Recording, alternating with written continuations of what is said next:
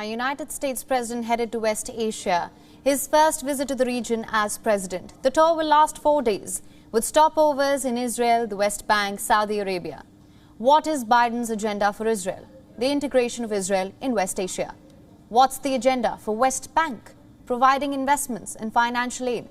And what about Saudi Arabia, a country he once called a pariah? Well, Biden is expected to discuss an Arab-Israel security alliance in Jeddah. And if reports are to be believed, he could also discuss the revival of arms sales to the Saudis. How should we view this development? Does Biden plan to revive the American war machine? Here's the report. Flags, helicopters, and high hopes. I really hope that Biden, in his visit here, will try to solve some problems that we have with the Palestinians. Jerusalem is preparing for Joe Biden's visit. His first visit to the Holy Land as U.S. president. And the 10th visit as an American representative. It was in 1973 when he first visited the region. A 30-year-old junior senator at the time. He was brushed off by the Israelis for offering to mediate with Egypt. Half a century later, Biden is going back to Jerusalem. He's older, perhaps wiser, and the President of the United States. What's he expecting this time? A truce with Palestine? De-escalation in the region? Or the revival of America's war machine? Let's try to find out. Biden will land in Israel on Wednesday. His first stop will be the Ben Gurion Airport. He'll inspect a range of defense technology here. Decide whether to approve $500 million for their modification. After the weapons tour, he'll meet Israeli leaders, the new Prime Minister Yair Lapid, the former Prime Minister Naftali Bennett, and another former Prime Minister Benjamin Netanyahu. Reports say their names have been added to avoid the perception that the U.S. is picking sides.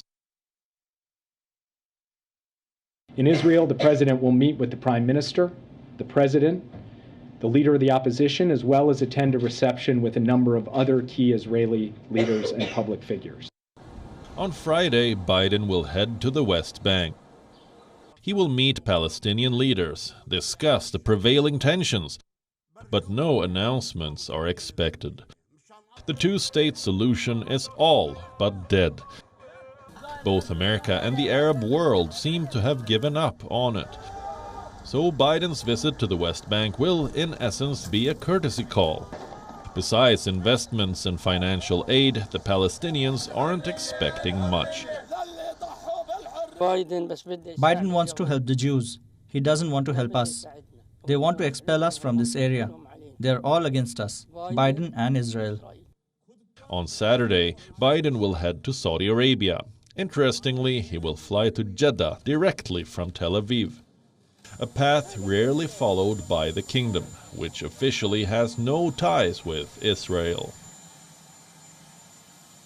This is a bid to solidify Riyadh's ties with the Jewish state. Help Israel integrate itself further into West Asia. The question is, what he will do in Jeddah after landing? Discuss a security alliance between Israel and Arab nations? An alliance to counter the growing threats from Iran? Reports say he will also discuss the resumption of arms sale to the Saudis. This development is intriguing. Before he became president, Biden had called Saudi Arabia a pariah. He promised to punish it for the killing of journalist Jamal Khashoggi. 2 years on, he is not only dealing with the Saudis, but also plans to sell them arms. The American media is calling out the hypocrisy. Team Biden is having a hard time justifying it. They say Biden's goal was to recalibrate ties, not rupture them. We have had contact with Jamal Khashoggi's family. The president has not himself spoken with them, but he has been focused on this issue from the beginning. And as he said when he took office, and as we have stuck by since then, our goal has been to recalibrate but not rupture the relationship with Saudi Arabia, to end the blank check policy, and to seek accountability. So will Biden seek accountability from the Saudis? It's highly unlikely. The security alliance with Israel pledges of countering Iran, and the plan to sell weapons.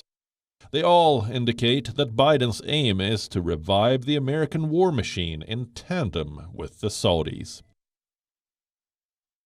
WION is now available in your country. Download the app now. Get all the news on the move.